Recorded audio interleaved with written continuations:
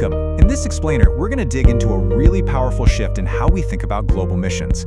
It's all about moving away from just giving people information and towards sparking genuine, lasting inspiration. Let's get right into it. So, let's kick things off with a question that, I think a lot of us have probably felt. Have you ever been there? You share all the data, all the needs, all the statistics, and then nothing. It can be so frustrating, right? Why is it that a mountain of good information doesn't automatically lead to action? This quote from A.T. Pearson, wow, it's pretty provocative, isn't it? It suggests that having a real passion for missions isn't just about agreeing with an idea in your head. It's a deep, profound change of heart, a conversion that changes you from the inside out. And that idea, wow, it forces us to rethink everything. And that leads us to this key idea, mobilization. What is it really?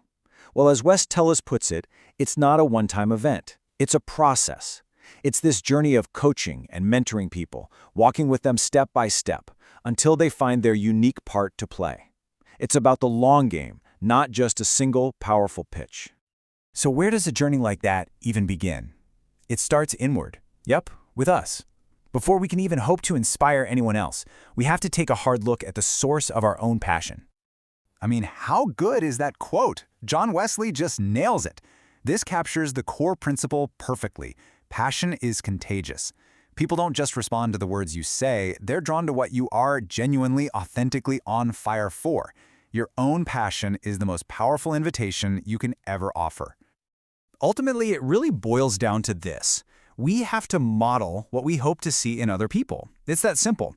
If we want people to pray with fire, we have to be people of prayer. If we want them to give generously, we have to be living that out ourselves. Our lives, they really do speak so much louder than our words ever could.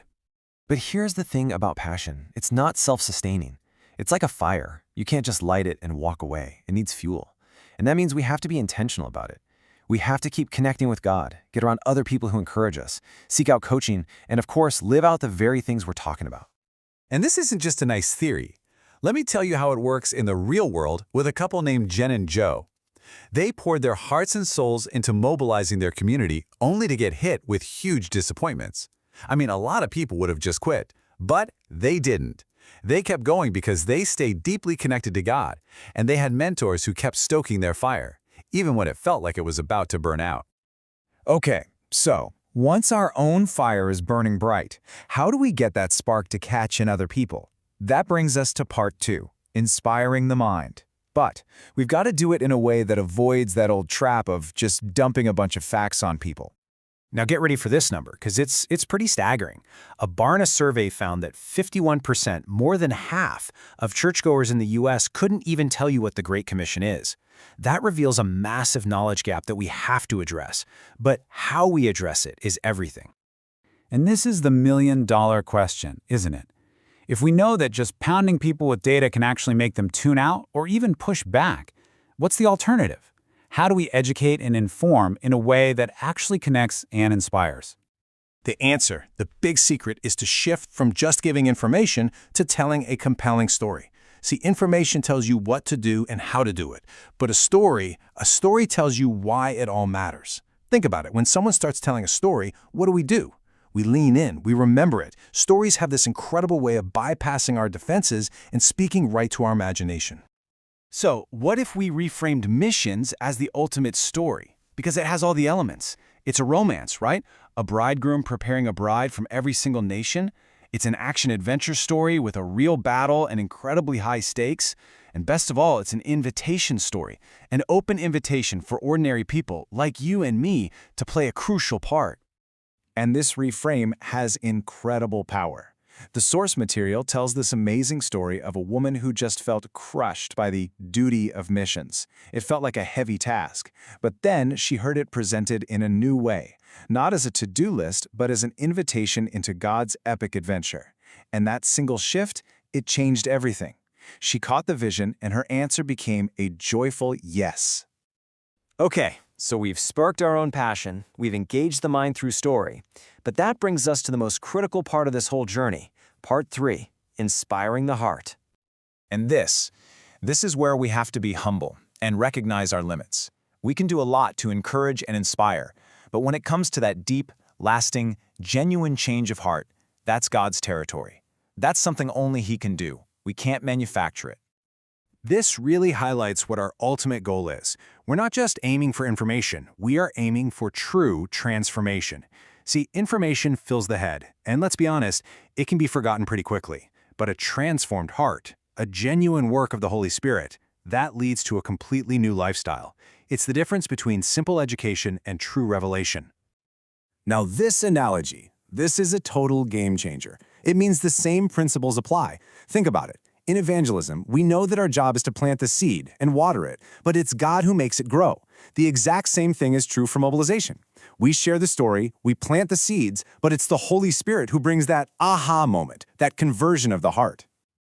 And this realization is so freeing. It releases us from that trap of trying to do the Holy Spirit's job. When we try to play that role, we end up resorting to things like guilt, or fear, or shame. And that stuff is just manipulation. It never brings real life. Our role instead is to partner with Him through prayer, patience, and mentorship. We create the space for genuine conviction to grow. This partnership is shown so perfectly in the story of a young man named Steve. He wasn't convinced to go into missions by some charismatic speaker. No, he was called directly by God. The mobilizer's role then wasn't to persuade him of anything. It was simply to come alongside him, to coach him, to encourage him on the journey that God had already started in his life. So, after all of this, what does it really mean for us? What is our ultimate role in this great big story of mobilization? All right, I'm going to leave you with a statistic that's, well, it's pretty sobering. The numbers show that for every 100 young people who raise their hands and say, yes, I'll go to the nations, only about 3 of them actually make it to the field. Just 3. So what does the number like that tell us? It tells us that the problem isn't a shortage of willing hearts. The real bottleneck is the journey itself. There is a desperate need for people who will step up and play the role of Barnabas, the son of encouragement, the mentor who walks alongside those who've said yes and helps them navigate all the challenges to actually get there. And so that leaves us with this final thought.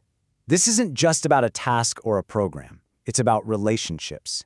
It's about seeing the spark in someone and helping them fan it into a flame. So the question isn't just, what can I do? But maybe, who can I encourage?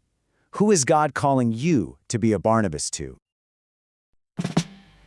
In a world that often seems beneath the quiet sky, you feel the burden deep where silent passions lie. It's not enough to preach, to teach, to say you must, but show them with your reach, inspire because you trust. Light the flame within, let it burn with truth and grace. Show them what could